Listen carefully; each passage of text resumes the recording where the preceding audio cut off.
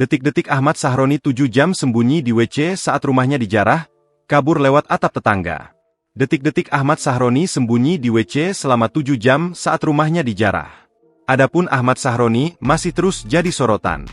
Usai rumahnya di Tanjung Priok, Jakarta Utara, dijarah ratusan masa kini fakta baru terungkap.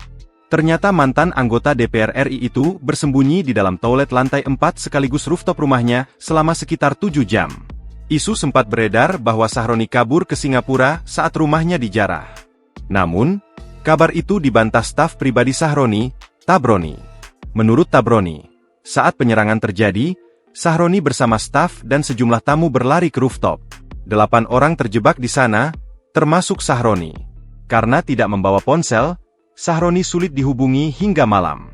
Ia baru memberi kabar sekitar pukul 22 WIB setelah memanjat atap ke rumah tetangga dan meminjam telepon untuk menghubungi istrinya, Feby Belinda. Meski sempat menghilang, Sahroni terlihat dalam sebuah video viral saat naik lift di Plaza Senayan, Jakarta Pusat, Jumat, 12 September 2025. Tak hanya itu, ia juga muncul secara daring di acara Musyawarah Nasional, Munas, ex Ikatan Motor Indonesia, IMI, 2025.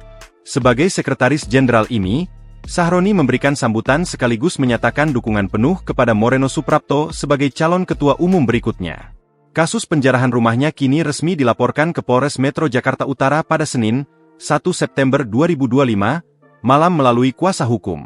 Download Tribun X sekarang, menghadirkan lokal menjadi Indonesia.